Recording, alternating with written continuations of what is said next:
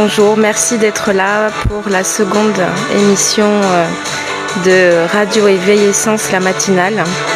Je suis ravie, vraiment, j'ai beaucoup de plaisir à être ici avec vous.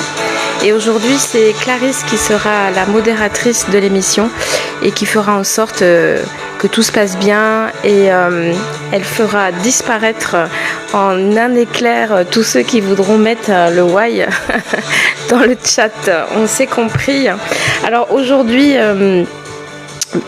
on va parler d'amour. Voilà, donc c'est un sujet qui me tient à cœur, l'amour. Mais avant de parler d'amour, je vais vous proposer un rituel d'éveil du corps.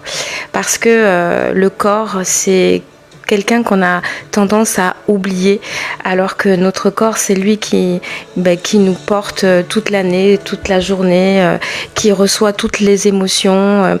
Alors ce matin, je ne sais pas si vous êtes bien réveillés, mais en tout cas, je vais vous proposer un rituel d'éveil qui s'appelle le Do-In.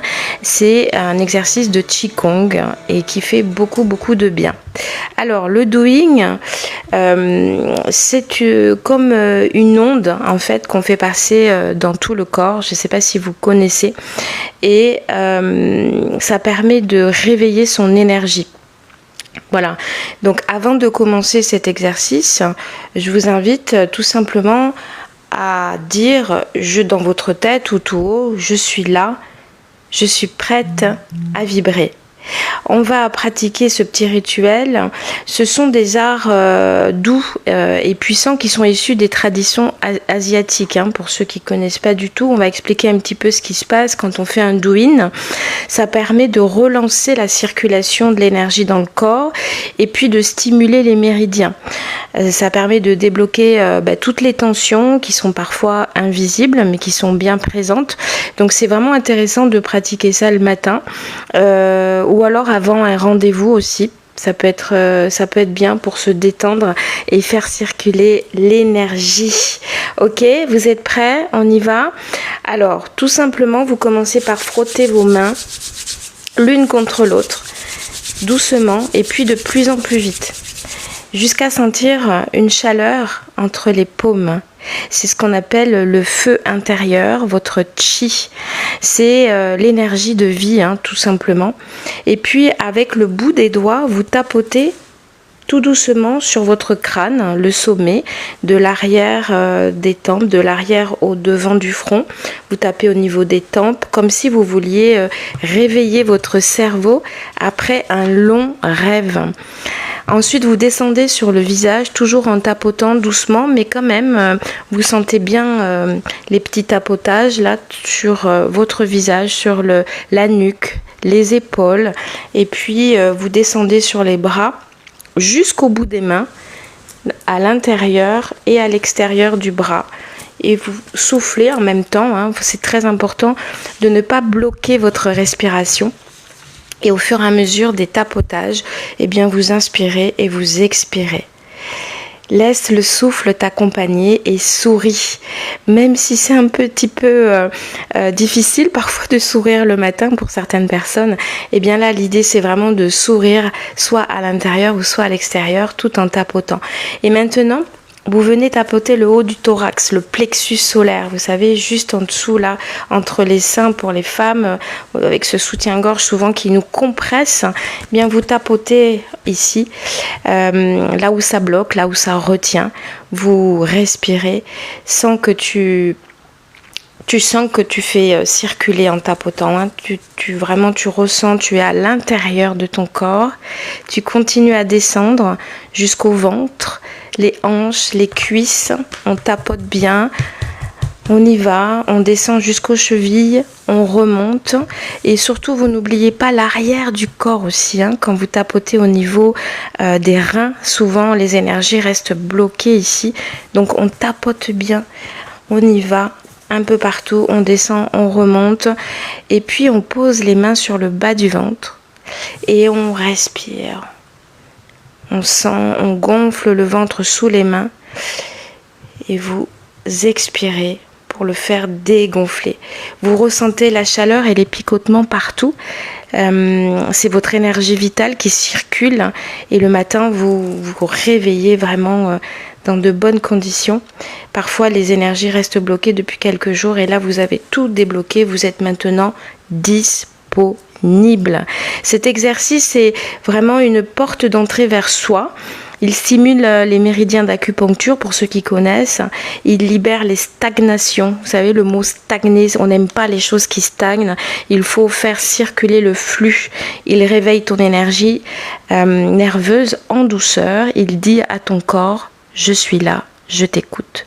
Et maintenant que ton corps est prêt à recevoir, que ton cœur est ouvert, que ton âme peut respirer, eh bien, nous allons parler d'amour. L'amour qui inspire des chansons, des films, des romans, qui inspire aussi des pleurs, des doutes, des drames. Alors, l'amour, est-ce que c'est un fantasme, un besoin vital, un idéal ou un chemin d'évolution ? C'est vrai que l'amour, on en parle beaucoup et tout le temps. C'est un mot qu'on entend pratiquement tous les jours. C'est un mot qu'on chante, qu'on pleure, qu'on cherche parfois toute une vie. Un mot qui semble tout dire et parfois ne rien dire du tout.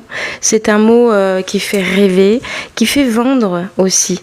Un mot magique, parfois tragique, surtout quand il n'est pas partagé. Quand on arrive sur Terre, la chose la plus précieuse que l'on peut recevoir, c'est bien sûr ce premier amour. Le premier regard posé sur notre âme, les premières interactions du cœur, les premiers gestes d'attention. Et c'est souvent là que se posent les fondations de notre psyché, cette période si vulnérable de 0 à 7 ans, où l'amour inscrit des marques souvent indélébiles de manque ou de trop plein. Alors on grandit avec cette question silencieuse, je t'aime, oui, mais comment ? À l'âge adulte, on croit souvent qu'on a besoin de l'amour d'un autre pour exister. Mais est-ce que c'est vraiment cela ? Moi je crois qu'on peut vivre sans relation amoureuse, oui, mais on ne peut pas vivre sans amour. Platon disait « l'amour est la poursuite de la totalité ». Et parfois, cette totalité, elle ne vient pas de l'extérieur, mais elle vient de la vie elle-même. Alors oui, on peut vivre sans couple et même sans souffrir de solitude, mais à une condition, c'est qu'on ait appris ou qu'on apprenne à cultiver l'amour de soi, l'amour de la vie, l'amour inconditionnel de ce qui est. Être célibataire, ce n'est pas un échec, c'est souvent un appel à aimer autrement, plus profondément, plus librement. On peut vivre sans relation, mais à condition de développer sa propre foi, de la gratitude, de la contemplation. On peut être amené à ressentir des liens d'âme puissants. On peut être amené à ressentir des liens d'âme avec un animal, un arbre, une étoile, un silence. On peut aimer le vent, la lumière sur la peau, l'instant qui passe. Et puis parfois, il y a cet amour qui débarque sans prévenir, dans un regard, dans une main tendue, dans une rencontre qui dépasse l'histoire. Un amour qui n'a rien de romantique, mais qui est totalement magique. Quelque chose qui nous dépasse, qui nous traverse, qui ne s'achète pas, qui ne se cherche pas, mais qui s'accueille. Et surtout, qui s'honore. Parce que l'amour, le vrai, c'est doux, c'est bon, c'est grand. L'amour, ça élève, ça ne descend pas. L'amour, tu dois le sentir comme une sécurité, pas un danger. L'amour, c'est la liberté, pas un repli. Ce n'est pas une cage, ce n'est pas une prison. Sinon, ce n'est pas de l'amour. C'est de la dépendance, de la soumission ou de l'emprise. Et ça, on n'en veut plus. On n'en veut plus dans nos vies. On n'en veut plus dans nos lignées. On n'en veut plus dans nos cœurs. Aimer, c'est être là. Juste là. Être là pour soi. Être là pour l'autre. Être là pour le monde. Et Rumi disait Ce que tu cherches te cherche aussi. J'adore cette phrase. Alors peut-être que l'amour, ce n'est pas de trouver quelqu'un, mais de devenir quelqu'un qui aime librement. Et pour finir, je ne peux pas passer à côté d'un homme qui, pour moi, parlait d'amour avec une lumière exceptionnelle et unique, Christian Bobin. Il disait, je vais vous citer un extrait de La Dame Blanche, « Rencontrer quelqu'un, le rencontrer vraiment, et non simplement bavarder comme si personne ne devait mourir un jour. C'est une chose infiniment rare. La substance inaltérable de l'amour, c'est l'intelligence partagée de la vie. » J'adore ce passage. Il est tellement vibrant. Christian Bobin, si vous ne le connaissez pas, parle d'amour d'une manière exceptionnelle. Exceptionnelle. Voilà, c'est ça pour moi parler d'amour. C'est pas pour en faire un concept, mais plutôt pour le vivre plus grand, plus vrai, plus libre. Et c'est pour ça que ce matin, on va lancer le jingle invité, que j'aime beaucoup.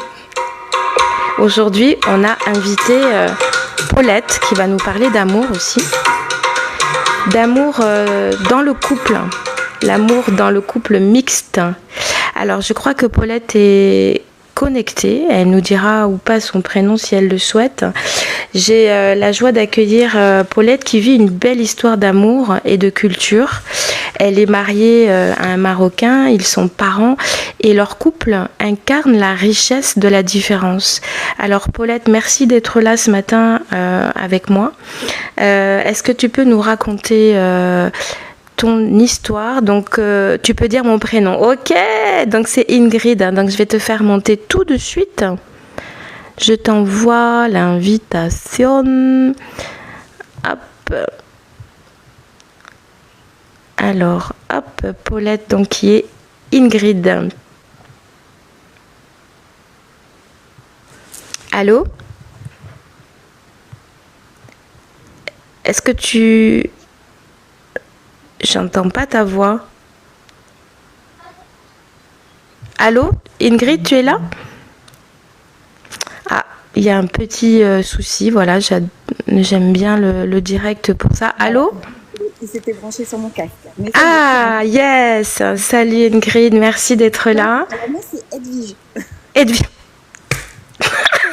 Je vais y arriver. Je peux m'appeler Ingrid le temps de l'émission, mais mon vrai prénom, c'est Edwige. Ah là, j'adore. Ok, Edwige, excuse-moi. Alors, est-ce que tu peux nous raconter ton histoire, ce que la mixité t'a appris sur l'amour et comment tu fais durer une histoire quand les codes ne sont pas les mêmes? Je pense que si ça match, c'est qu'on a fait en sorte que nos codes ne soient pas en dualité, mais en complémentarité. Et en fait, c'est la base de tout. Ça vient parce que ça a été possible parce que je pense que tous les deux, on a une grande ouverture, enfin, on a une ouverture d'esprit, je ne sais pas si elle est grande ou pas, mais on a une ouverture d'esprit. Et donc, ça a été déjà, de base, facile pour nous d'accepter d'être ouvert aux différences, de se dire, effectivement, on vient tous les deux de cultures différentes. Donc, effectivement, moi, je suis française, catholique, née en France, et mon mari est marocain, il a vécu au Maroc, donc il est imprégné de ces cultures-là, puisqu'il y a vécu jusqu'à 30 ans. Alors, attends, juste, je te coupe juste une seconde, c'est pour vérifier si tout le monde entend bien et que le son est OK, parce que comme j'ai un retour, est-ce que c'est OK pour tout le monde? Comme l'émission est enregistrée, je vérifie quand même qu'il n'y ait pas de soucis après. Clarisse, est-ce que c'est OK? Ok, super. Bah alors, on peut continuer. Excusez-moi de t'avoir coupé, Edwige. Pas de souci. Alors, si on peut juste resituer un petit peu. Donc, tu l'as rencontré, tu avais quel âge? Je l'ai rencontré en 2019, donc je suis 85, j'avais 33 ans. 33 ans, d'accord. Et c'était la première fois pour toi que tu étais en couple avec quelqu'un qui n'était pas de la même culture que toi? Euh, j'ai eu des relations avec des gens qui n'étaient pas de la même culture que moi, mais rien de comparable à ce que j'ai construit avec Mehdi. C'était pas, on n'a pas vécu ensemble, on n'avait pas cette problématique-là. Donc je vais dire que vraiment, on a mis le pied dedans, j'ai mis le pied dedans avec Mehdi. D'accord. Alors, ce que j'ai trouvé génial, c'est que tu l'as rencontré sur ces terres, j'ai envie de dire. Oui, totalement. En fait, moi j'organisais des mariages et dans ce cadre-là, j'ai dû organiser un shooting d'inspiration. Et donc pour ça, je suis allée au Maroc et c'est dans ce cadre-là que je l'ai rencontré. Effectivement. Alors, attends, tu vois, apparemment, il y a un écho. Ah. Quand tu parles. Alors, je me demande, tu vois, je voulais faire un test. Bon, c'est la deuxième émission, donc on était un petit peu sur la phase test. Je me demande si c'est pas mieux quand tu téléphones sur WhatsApp, tu vois. Ouais, j'ai l'impression que c'est que ça. Ouais, je te fais descendre et on va reprendre sur. C'est pas grave. Hop. Voilà. Merci pour les retours, hein, puisqu'on est en phase. Test, hop, donc on va aller chercher Edwige sur WhatsApp. Paulette, Ingrid, ah non. Hop. Allô? Alors, allô? Est-ce que tu peux parler? Oui, je peux parler. Ah, vous entendez mieux? Super. Je pense qu'il ne doit pas avoir d'écho parce que sinon, en fait, il doit avoir ton live en écho, c'est ça qui doit... Oui, ça devait être peut-être à cause de ça, effectivement. Est-ce que c'est mieux pour tout le monde? Alors, voilà. Et donc, on disait que tu étais partie faire un shooting donc, au Maroc. Exactement, et c'est dans ce cadre-là que j'ai rencontré Mehdi, qui est après devenu mon mari. Donc oui, je l'ai rencontré là, mais l'histoire a vraiment débuté par contre en France. Voilà. D'accord. Ok. Et donc, vous avez le même âge? Il a le même âge que toi? Non, il est plus jeune, mais pas beaucoup. On a 5 ans de différence. D'accord. Il est 90 et je suis 85. Et donc, ça a été un coup de foudre rapidement. Est-ce que tu peux nous raconter un petit peu? Je dirais peut-être pas le mot coup de foudre, ça dépend ce qu'on met derrière, mais il y avait une sorte d'évidence de quelque chose qui était facile, malgré que effectivement notre relation, du coup, pendant plusieurs mois, même 2 ans pratiquement, a été à distance avec des allers-retours, beaucoup d'échanges, on a eu beaucoup d'échanges, on s'est appelé tous les jours pendant longtemps, et du coup ce lien s'est créé très profondément parce que du coup, il y avait peut-être qu'on allait à l'essentiel plus rapidement. On était moins dans des fois en début de relation, on se voit que finalement de temps en temps pour aller boire un verre, pour ci, pour là, alors que nous on s'appelait tous les jours pour créer un lien, on racontait nos journées. Donc on est vite rentré. En fait, je pense dans le quotidien de l'autre, ce qui a avec des questions un peu après très vite essentielles. Parce que moi, j'avais pas envie de perdre mon temps non plus, d'entamer une relation qui, en plus de ça, était à distance. Donc, on créait une dépendance en s'appelant tous les jours. C'était pour se rendre compte qu'après, il y avait des points essentiels sur lesquels on n'aurait pas été d'accord et ça aurait été OK. Mais il aurait fallu qu'on mette un terme à ces liens qui étaient en train de se créer. Bon, jusque-là, on est à peu près sur des choses assez similaires, même s'il n'avait pas été marocain.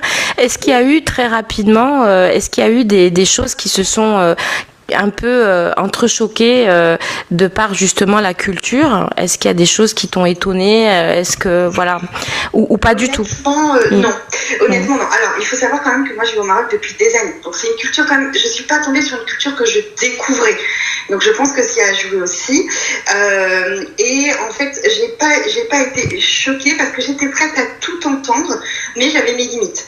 Donc, effectivement, s'il y avait des choses qui m'avaient demandé, par exemple, de renoncer à ma religion ou de m'imposer sa religion par rapport à la sienne, tout ça, ça aurait été... Ah voilà, donc là, je n'aurais pas pu le faire. Donc là, tu as mis le doigt sur quelque chose évidemment d'important. Donc vous aviez tous les deux une religion bien déterminée. Enfin, c'était important pour vous là.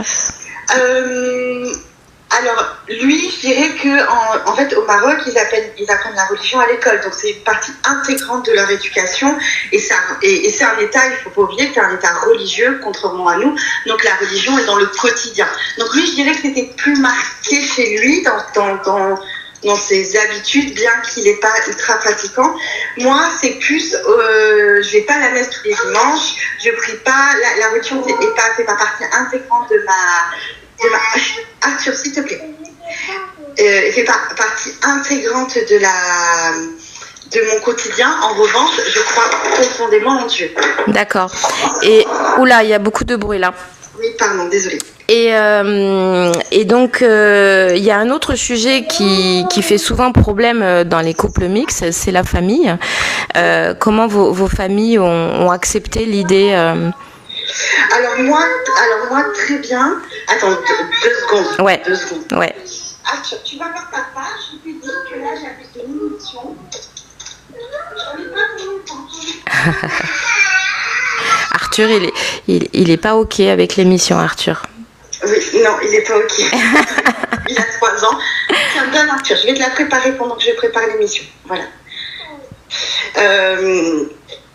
Donc, qu'est-ce que je... On parlait de la famille ici parce que c'est souvent un problème aussi dans la robe. Oui, alors nous ça a été très facile. Moi, mes parents l'ont très bien accepté tout de suite. Je pense aussi qu'ils avaient confiance en moi et confiance dans les limites que j'aurais mis. Donc je pense que ça c'est une partie intégrante. Mehdi n'avait plus que son papa quand je l'ai rencontré et c'est pareil, son papa avait confiance dans les choix qu'il allait faire. Donc finalement tout est parti de là. Du moment qu'on nous faisait confiance, il savait qu'on n'allait pas faire n'importe quoi et se mettre avec n'importe qui. Donc ça a été facile. J'ai conscience que c'est pas pareil chez tout le monde. Oui, c'est un vrai sujet. De toute façon, on en parle beaucoup aujourd'hui. Et donc, est né de votre amour un petit bout, donc qui est pas très loin là. Oui, exactement. Et donc, est-ce que ça a changé des choses dans votre vision de l'éducation? Il y a certainement des choses qui doivent être. Alors, ça, on en a parlé avant même que je sois enceinte. Dès lors qu'on a dit qu'on voulait des enfants, on s'est posé des questions, notamment au niveau de la religion, puisque même si il est évident qu'on sait très bien que un enfant deviendra un adulte qui pourra choisir ce qu'il veut, il y a n'empêche qu'il y a des questions, par exemple, est-ce qu'il sera circoncis, est-ce qu'il va manger du porc, est-ce qu'on va fêter Noël, parce que par contre moi je suis très attachée aux fêtes familiales, par exemple tout à l'heure on va fêter Pâques, donc c'est des questions qui étaient importantes pour moi et pour Mehdi qu'ils soient posées. Et bien on a fait des compromis sur tout avant qu'il arrive, sur ce qui était important ou non pour l'autre et ce qu'on était capable d'accepter. Ouais, donc en fait, il y a quand même beaucoup d'amour qui fait que vous réagissez intelligemment. Et de la communication. Et de la communication. Ouais. Ok. Et qu'est-ce que, par rapport au petit, par rapport à Arthur, par rapport à la religion, tiens, on va prendre la religion parce que c'est souvent ça qui divise, laquelle vous allez lui... Celle qui est prédominante, ça reste... je dirais que il me semble que c'est plus la religion musulmane parce que il mange pas de porc, il voit son papa faire le ramadan. Après, il va pas à des cours de musulmans, je vais dire, je sais pas trop comment, d'islam, voilà. Il va pas dans une école islamique, même le dimanche pour apprendre. Et pareil, il va pas dans une école catholique pour apprendre la religion. Donc en fait, on lui transmet juste notre histoire, nos valeurs. À côté de ça, il fête aussi Noël, Pâques. Il grandit dans ces deux cultures, dans ces deux religions. Et peut-être que c'est un peu plus visible qu'il y a le côté musulman parce que, comme je te dis, il mange pas du porc et que moi, côté catholique, on a peut-être moins de restrictions. Mais voilà, mis à part ça, je dirais qu'on est presque à 50-50 sur la religion. D'accord, ok. Mais écoute, c'est intéressant. Qu'est-ce que tu donnerais comme conseil à un couple mixte qui se rencontre? Je dirais que ce qui est le plus important, il y a deux choses importantes. La première, c'est avant de se lancer dans quelque chose d'un mariage, une famille, un bébé, construire tout ça, c'est de poser des choses à plat. D'être clair sur ce qu'on est prêt à accepter ou ce qu'on n'est pas prêt à accepter, parce que on peut faire des petites adaptations par amour et tout ça, mais on peut pas changer ce qui est fondamentalement pour nous. Si on prend la question de la religion, on s'est posé sur la question, on a conclu que l'islam et le catholicisme, finalement, c'est quand même le même Dieu et que c'est deux façons différentes de rendre hommage. Sur ça, on est OK, et c'est le discours qu'on tiendra à Arthur. Donc, il y a des choses comme ça sur lesquelles... Mais en fait, c'est un peu pareil pour tous les couples. Nous, c'est vrai que le sujet de la religion et de la culture était très important. Mais avant toute histoire, je pense que c'est bien de se poser cette question-là. Et la deuxième question, c'est par rapport aux familles. Nous, on a eu beaucoup de chance, comme je t'ai dit. On nous a fait confiance. Mais si ce n'était pas le cas, on est arrivé, disons, convaincus qu'on a présenté, que ce soit Mehdi ou moi, quand on est arrivé, qu'on s'est présenté l'un et l'autre, on n'a pas demandé l'avis des autres. C'était décidé, c'était comme ça. Notre projet il était construit, on savait qu'on allait se marier, qu'on aurait des enfants. Oui. On avait kiffé. On avait Mehdi presque la trentaine, moi 30 ans passés. Il y a aussi l'âge aussi peut-être qui a joué, le fait qu'on s'impose. Mais je pense que si on est au clair sur ce qu'on est et qu'en face, si la famille est capable de nous mettre des doutes, c'est peut-être qu'on n'est pas très au clair sur ce qu'on est prêt à faire. Oui, enfin bon, des fois c'est plus complexe que ça. Puis voilà, ça dépend aussi de l'éducation de chacun. En tout cas, je suis très contente d'entendre que tout se passe bien et franchement... Comme je vous ai dit dès le départ, c'est vrai que nous, on arrive avec une ouverture d'esprit tous les deux parce qu'on a aussi grandi dans des familles qui nous ont permis cette ouverture d'esprit. Ouais. Ben, bravo. Et sinon, par rapport à l'amour, donc qui est le sujet du jour, est-ce que c'est la première fois que tu vis l'amour ou est-ce que tu as eu d'autres expériences? Qu'est-ce que tu penses de l'amour, toi? Alors, c'est la première fois que je vis une histoire d'amour comme celle-ci. Avant, je vais dire que c'était des coups d'essai, on va dire, qui n'ont pas été fructueux. Et finalement, avec le recul, je me rends compte que c'était peut-être pas vraiment de l'amour, mais peut-être de plus de la dépendance affective et tout ça. Moi, je trouve que l'amour, ça doit... ça peut nous transcender, nous porter vers le haut, tout ça, mais parfois, on peut être aveuglé. Et ça peut, effectivement, nous tirer vers le bas. Et je pense que c'est toujours ce juste milieu à garder dès lors que si c'est un amour qui nous tire vers le bas, est-ce que vraiment c'est l'amour ou est-ce que c'est de l'amour qui est sain? Parce que je pense qu'il y a des amours qui sont nocifs. Je veux dire, je pense qu'on peut aimer mais mal aimer, ou peut-être qu'une histoire d'amour peut bien commencer et finalement peut rester de l'amour mais que ça fonctionne plus. Voilà, je pense que l'amour c'est une question d'équilibre, c'est une question de communication, c'est une question, ça se travaille tout au long de la vie de couple et voilà, c'est plein de choses. Quand c'est beau et que ça se passe bien, c'est génial. Et quand c'est moins beau, il faut se demander pourquoi et est-ce qu'on peut le réparer. Voilà, est-ce qu'on peut arranger les choses. Oui, toujours ne jamais hésiter à se poser avec ce qu'on vit et si ça devient une souffrance, de se poser les bonnes questions.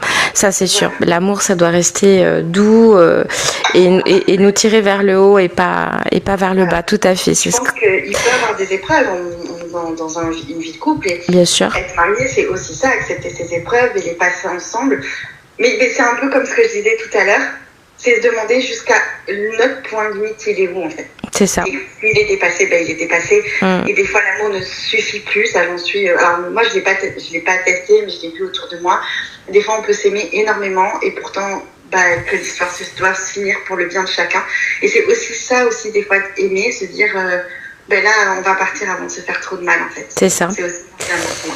Ça sera le mot de la fin avec Edwige. Franchement, merci beaucoup d'avoir partagé. Désolée pour le petit bruit, on a eu un... Non, c'est pas grave. C'est la vie, voilà. Un Marocain, c'est alors. Crier, tu vois, ce matin, il a fait du poisson à son fils. C'est ça, c'est un mélange de culture, c'est aussi ça. Ouais, mais après, c'est aussi la vie avec un enfant, hein, donc c'est la joie du live et du direct, c'est ça qui est sympa aussi, on fait comme on peut. Donc, merci beaucoup, en tout cas, d'avoir accepté, d'avoir répondu à l'appel. Et puis, on se dit à plus tard, on se suit, hein, de toute façon. vie et je vais couper et revenir pour écouter la fin du live. J'ai quitté le live. Merci à toi. Je te laisse raccrocher. Merci.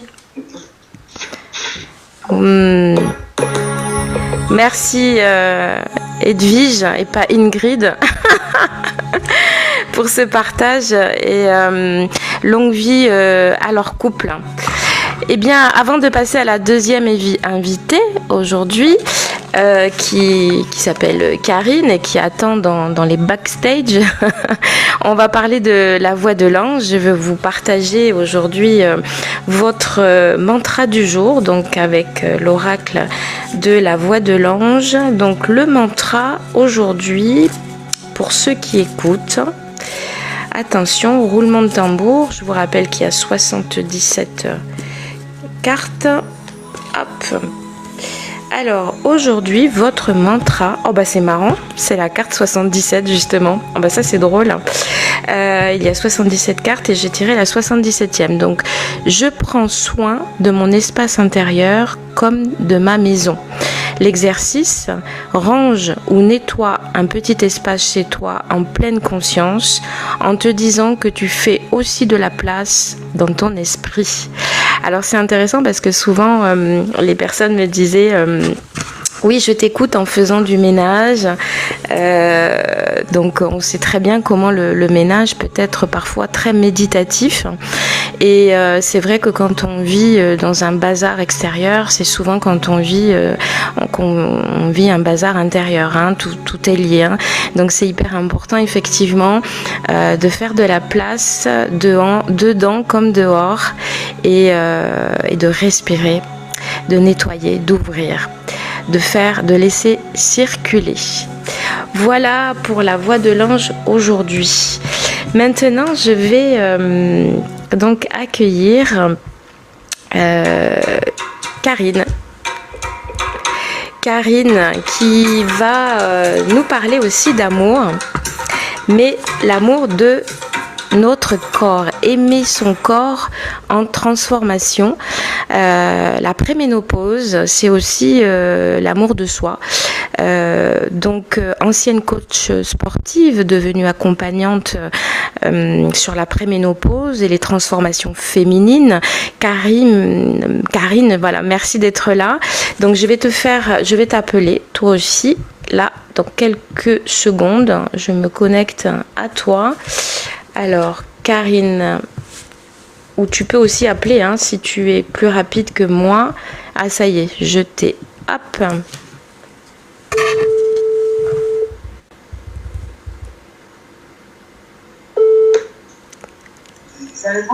Ah, coucou, ouais. Comment ça va?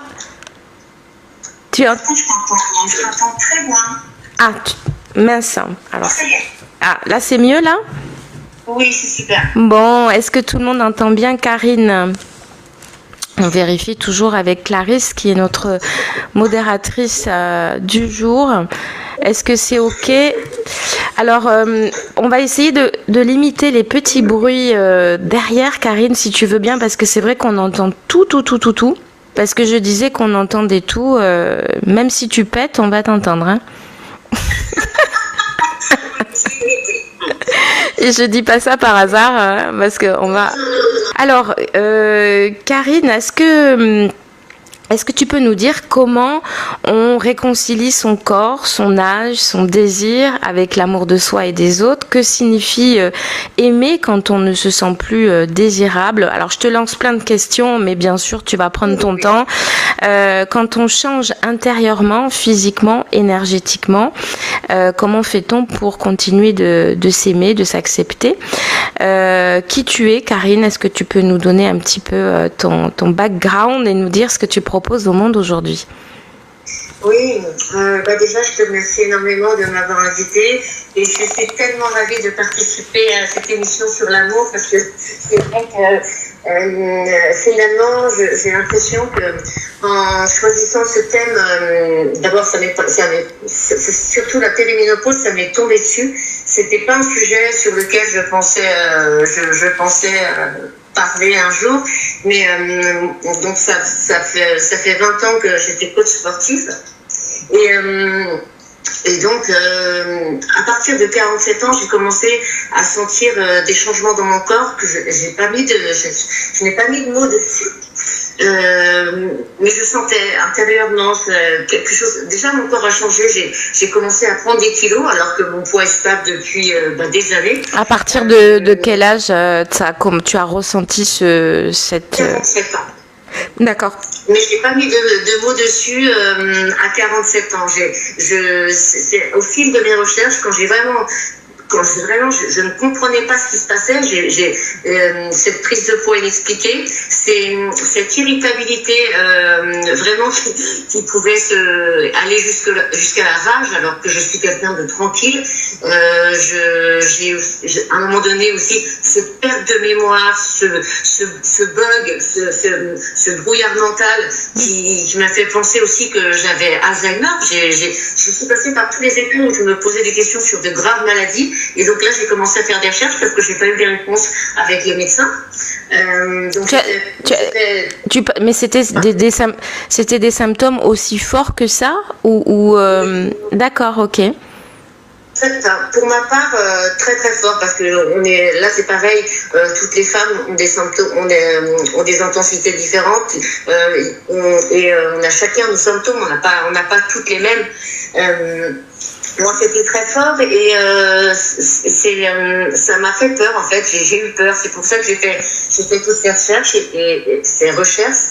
Et là, j'ai posé le mot périménopause. Et alors là, c'est un monde inconnu. Et là, j'ai plongé dedans. J'ai plongé dedans et je me suis rendu compte que ça amenait justement à toutes ces questions sur cette étape de la vie des femmes. Alors, est-ce qu'on peut repréciser pour les personnes qui écoutent et qui écouteront quel type de symptômes on peut considérer comme étant des symptômes de la périménopause? Alors là, il y en a 34 officiels, mais à chaque fois, c'est une liste non exhaustive. L'irritabilité, le brouillard cérébral, l'anxiété, la dépression. Ah oui, quand même. Des symptômes, les bouffées de chaleur, les sueurs nocturnes, les bouffées de froid. J'ai découvert les bouffées de froid, je ne savais pas que ça existait. Où d'un seul coup, on est complètement glacé, on n'arrive pas à se réchauffer. D'accord. Des maux de tête. Qu'est-ce qu'il y a encore? Tout à l'heure, j'ai rigolé en disant de péter, mais c'est vrai que j'avais vu une vidéo de...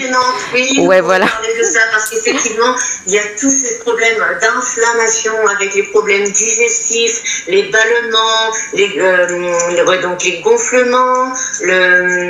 En fait, la ménopause, on a une propension à l'inflammation, ce qui provoque aussi des douleurs musculaires, des douleurs articulaires. Oh Seigneur. C'est des symptômes physiques, émotionnels, psychologiques. Et on a tout ça, on a tout ce flot en continu, les règles irrégulières, parce que souvent, c'est par là que ça va commencer aussi. Si on dénote un changement dans notre cycle.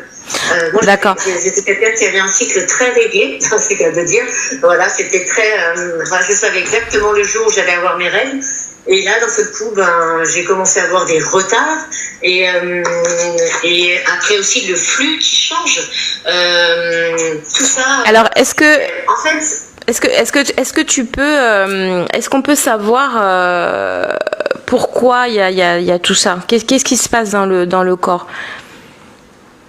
En fait, c'est toute une question d'hormones. C'est à partir du moment où on va vivre des tempêtes hormonales. En fait, la périménopause, c'est la puberté inversée. C'est le corps en fait qui va s'adapter à la ménopause et puis ensuite à la post-ménopause. Et pour cela, il va passer par des tempêtes hormonales. C'est surtout au niveau des oestrogènes et de la progestérone. C'est la progestérone qui va commencer à diminuer en premier, donc forcément il va y avoir un déséquilibre et le corps n'aime pas les déséquilibres, donc il va faire tout ce qu'il peut pour s'adapter, donc on va être en dominance d'oestrogène et en fait ça amène justement des changements au niveau des hormones, de toutes les hormones du corps, notamment aussi au niveau de la testostérone, ce qui va faire que beaucoup de femmes aussi vont parler de baisse de libido. Ah oui. Et en fait, donc c'est en permanence des tempêtes hormonales. La périménopause, ça peut durer 10 à 15 ans avant la ménopause et la postménopause. Et pendant 10 ans, il peut y avoir ces tempêtes hormonales qui fait que on doit vivre avec ça. Donc, il est important en fait de réguler, d'arriver à réguler ces hormones. Alors, j'ai été très surprise d'apprendre aussi que même après qu'on ait été ménopausée, il peut y avoir encore des symptômes. J'ai une amie, tu sais de qui je parle, hein, qui a été ménopausée et qui a encore des bouffées de chaleur comme à 45 ans, quoi. Enfin avant. Et elle les vit avec une intensité, vraiment, c'est une grande intensité. C'est oui. Alors, tout le monde n'a pas, en post-ménopause, il peut y avoir environ une vingtaine, 20% de femmes qui vivent encore des symptômes et qui vivent avec cette intensité-là, voire à la post-ménopause, 5 à 10 ans encore vivre ces symptômes. Hein. Ah ouais, d'accord, ok. Et ce qui est fou, c'est que même aujourd'hui encore, il y a une espèce de tabou autour de ça. Je pense que c'est lié tout simplement au fait que la femme, elle pourra plus procréer. C'est un signe de vieillesse. C'est là où je voulais en venir, c'est qu'en fait, ce chemin, en fait, finalement, de corps, de ce qui se passe dans le corps, ça m'a amené à une réflexion tout autre, en fait, sur notre deuxième printemps, parce qu'on arrive à nous les femmes, avec cette post-ménopause, donc on n'a plus cette fonction reproductive. Et qu'est-ce qui se passe alors? Là est venue toutes ces questions, parce que pour moi c'est devenu comme un chemin initiatique, parce que on touche à l'intime, vraiment à l'intime des femmes, et moi j'étais vraiment ça m'a vraiment fait bizarre de voir à quel point en fait les femmes, et j'en fais partie, on n'est pas préparé à ça, on n'en parle pas, il y a un tabou, il y a quelque chose, c'est comme si c'était la fin. Il y a beaucoup de femmes qui le vivent comme une fin, c'est la fin. On n'a plus de fonction reproductive, on n'est plus rien, on s'occupe plus de soi. Je pense que c'est par...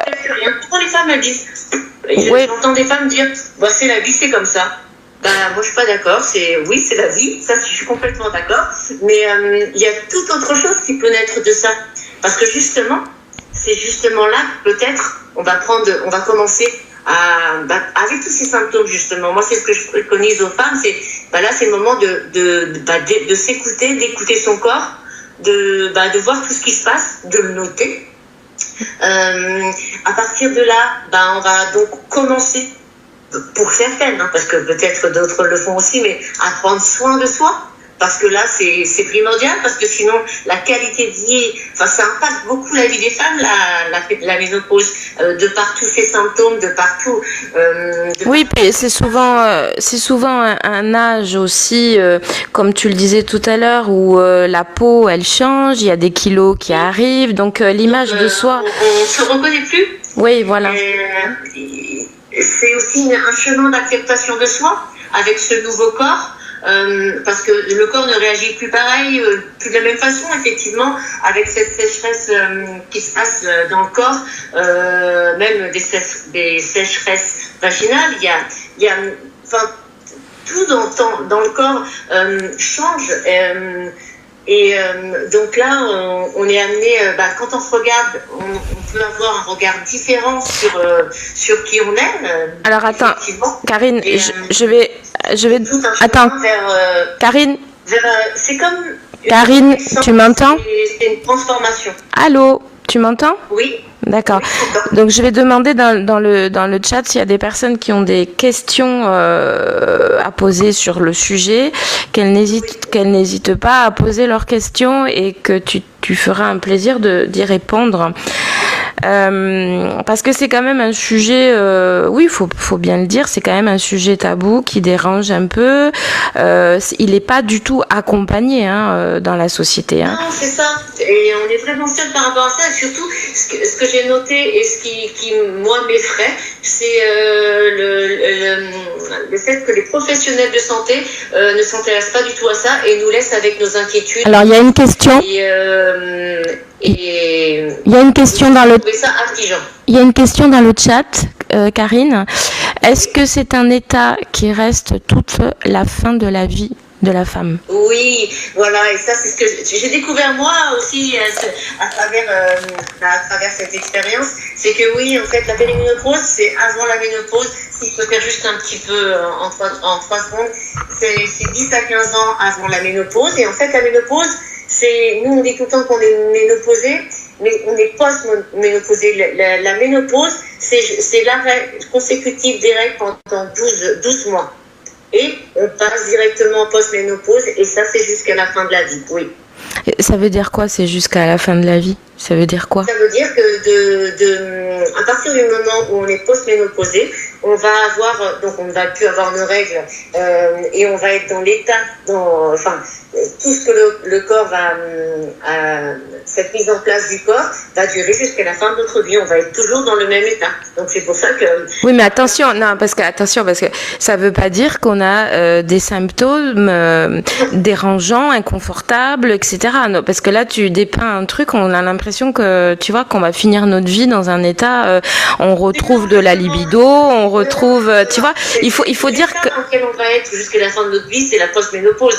Mais le cerveau, avec sa neuroplasticité, justement, va au fur et à mesure s'adapter, parce que de toute façon, il n'aura plus les œstrogènes et la progestérone, il n'aura plus les hormones comme il a eu l'habitude d'avoir, mais au fil du temps, il va s'adapter d'une façon différente. On n'aura pas les mêmes, je me rappelle plus exactement le nom, mais c'est une autre forme d'œstrogène. Oui, et on va retrouver un état d'apaisement quand même. Les symptômes ne vont pas durer jusqu'à la fin de notre vie. Et on va retrouver un état d'apaisement et de nouveau quelque chose de plus confortable. Il faut quand même le préciser. Comme justement on s'y prépare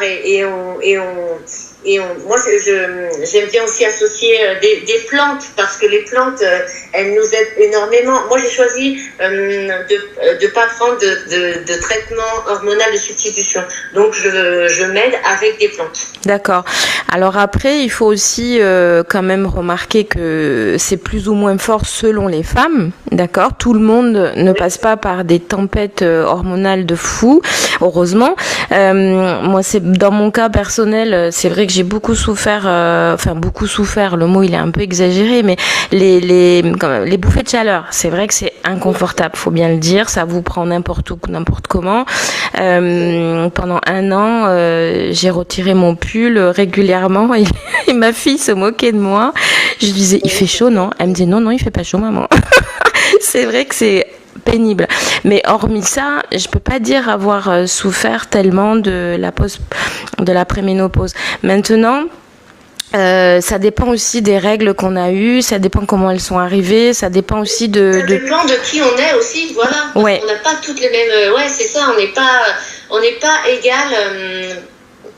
Par rapport, ça dépend quelquefois aussi de notre vécu traumatique, ça dépend de notre digestion d'avant. Et alors il y a Paulette qui demande à partir de quel âge ça commence. Ah, ça c'est la grande question. Alors, je vais te donner la moyenne. La moyenne c'est 45-55, mais il y a des femmes ça peut commencer à la quarantaine. Et des femmes qui peuvent encore commencer dans la trentaine. Donc c'est vraiment, c'est au cas par cas. Oui, parce que j'ai une amie qui a été ménopausée à 40 ans. Et si t'as pas eu les enfants que tu voulais, c'est un peu pénible d'être ménopausée trop tôt. Mais sinon, elle était magnifique, elle avait aucun problème particulier, quoi. Hein. Bon, voilà. Donc, je pense que c'est au niveau hormonal, c'est vraiment propre à, comme tu dis, à l'histoire de chacune. Oui, Et exactement. puis aussi à l'acceptation de la mort, parce que j'ai remarqué aussi que les personnes qui souvent étaient confrontées à des problèmes de ménopause importants avaient une peur aussi de mourir, parce que il y a quand même ce rapprochement de se dire qu'on passe dans la deuxième partie de sa vie et on est quand même, ça y est, hein, on se rapproche de la mort, quoi qu'on en dise. Voilà. Et le mot vieillir qui devient un gros mot dans notre société. C'est vrai que moi, ça m'a fait aussi réfléchir à toutes ces questions-là, effectivement, parce que même passer le cap de la cinquantaine, c'est tout un art. Effectivement, ça rapproche effectivement de la fin de la vie. C'est pour ça que fin de vie donc de la mort, et ça fait réfléchir à toutes ces questions-là. Et justement, je me suis posé ces questions et je me suis dit que moi, ça m'a fait vraiment d'abord, je l'ai mal pris, effectivement. J'ai fait comme beaucoup de femmes, j'ai mal pris. J'étais beaucoup en lutte contre tous ces symptômes. Et quelque part, je le vivais comme une injustice parce que je me suis dit, j'en arrive là, c'est pas pour. Je voulais être tranquille, je voulais pas vivre ça. Et finalement, je remercie d'avoir vécu tout ça. Faut aussi dire pour les symptômes il y a des symptômes qui peuvent apparaître et ensuite disparaître parce que moi j'ai pas tout le temps eu les mêmes symptômes et oui, c'est vrai que ça peut on peut ne pas avoir tous les symptômes en même temps, c'est un symptôme par-ci, un symptôme par-là. Et moi j'ai remarqué quand même, c'est pour ça que j'ai écrit un petit carnet, c'est vraiment en rapport avec mon côté émotionnel, moi. Ouais, ça c'est sûr, l'émotionnel il joue énormément pour tellement de choses. Et il y a Paulette qui nous demande quel conseil tu as donc pour bien accueillir cette transition, puisque Paulette ça commence à avoir un âge avancé. Je plaisante, elle est encore jeune et belle, il n'y a pas de problème, mais on reste belle d'ailleurs après. Non, plus sérieusement, justement, est-ce qu'on peut prévenir? Voilà. Et ben voilà, c'est ça en fait. Je pense que tout vient de là. Prévenir, préparer. Parce que oui, à partir du moment où on sait ce qui va se passer dans notre corps, ce qui va se passer dans notre cœur, ce qui va se passer dans notre esprit, comprendre ce qui va se passer, ça change complètement. Moi, j'ai vécu tout ce que je vivais au niveau physique, au niveau psychique, au niveau émotionnel, beaucoup mieux à partir du moment où j'ai compris. Et c'est ce que j'ai voulu faire, transmettre aux femmes, parce que quand on comprend ce qui se passe, on le vit d'une façon complètement différente et on peut trouver des actions adaptées, parce qu'en fait la première chose à faire, ça va être de réguler ses hormones. C'est ça qui va être important, parce que c'est ça. Et comment tu fais pour réguler tes hormones? Donc comment faire pour réguler ses hormones? Voilà, ça s'y préparer. Et puis Karine, oui, comment tu fais pour réguler tes hormones, toi? Alors moi, je le fais à travers des plantes, mais c'est tout un combo. Déjà, il a fallu ajuster mon alimentation et privilégier une alimentation dite anti-inflammatoire, parce que justement, il y avait trop d'inflammation. Donc, j'ai fait un focus sur l'alimentation, bien sûr, une activité physique régulière, et là je fais peur aux femmes, mais pourtant c'est très important de faire du renforcement musculaire avec charge, parce que on va perdre, nous les femmes, jusqu'à 20% de notre masse musculaire chaque année. Ouais. Et c'est énorme. Ouais. Et ensuite, j'ai pris des plantes pour supplémenter aussi mon alimentation et pour cette fameuse régulation hormonale. Et ça, c'est un combo. Il y a pas un sans l'autre. C'est important de revoir son alimentation, d'avoir une alimentation adaptée, d'avoir une activité physique, même marcher. Moi, en plus du renforcement musculaire, je marche tous les jours. Et déjà, même rien que ça, au niveau des symptômes, tout ça, ça change. Et puis, et l'association avec des plantes. Ouais, voilà. Bien manger, bien dormir, bien bouger, voilà. C'est vraiment. Important, ça aussi. Oui, voilà. Moi, je pense que là aussi, c'est encore plus important que tout. C'est psychologiquement. Moi, je mets un accent là-dessus aussi. S'aimer, se reconnaître, se pardonner. Et souvent, d'ailleurs, c'est un âge où, enfin, moi, je vois les personnes qui viennent vers moi pour régler des choses. C'est souvent un âge où on a envie de régler des choses qu'on n'a pas voulu régler depuis longtemps. Et si on ne le fait pas, ça agit énormément sur notre santé physique. Ça, c'est une certitude absolue. Ah, oui. On se retrouve... En fait, aussi que déjà ce que tu dis, je te rejoins là-dessus, et aussi vraiment d'un seul coup, peut-être aussi d'avoir l'élan de réaliser ses rêves ou de faire ce qu'on n'a pas fait avant. C'est le moment. Tout à fait. Et toi, donc, Karine, c'est quoi ta plus grande vérité sur l'amour aujourd'hui? Est-ce que tu as déjà aimé jusqu'à t'oublier? Est-ce que tu as appris à aimer grâce à quelqu'un ou grâce à une séparation? Quel est ton sentiment par rapport à l'amour? Moi, je pense que ma plus grande expérience sur cette terre, c'est d'apprendre à m'aimer. C'est tous ces chemins ou toutes les expériences que j'ai vécues jusqu'à présent, elles m'ont amené vers l'amour de soi. En fait, je ressens beaucoup d'amour autour de moi. Je suis capable de donner beaucoup d'amour. Je donne beaucoup d'amour, mais la plus grande difficulté pour moi, c'est d'apprendre à m'aimer. D'accord. Et je pense que c'est ce chemin-là que tout ce que je fais m'a amené vers ça, vers cet état. Ok. Donc, travailler ton féminin sacré, la réceptivité, recevoir la vie, recevoir l'amour. Ok. Bon, vous avez vu que Karine est une passionnée de périménopause. Chacun son trip. En tout cas, si vous vous posez des questions, si vous avez envie d'être accompagné par Karine, elle vous propose des bilans. Donc en visio, vous pouvez faire le point avec elle et elle va vous parfaitement vous conseiller ou même vous accompagner pour traverser cette périménopause ou même cette ménopause ou cette post-ménopause, ça dépend de là où vous en êtes. En tout cas, voilà, de tous ces problèmes qui peuvent vous arriver dans votre transformation au féminin. Voilà, c'est important de ne pas rester tout seul.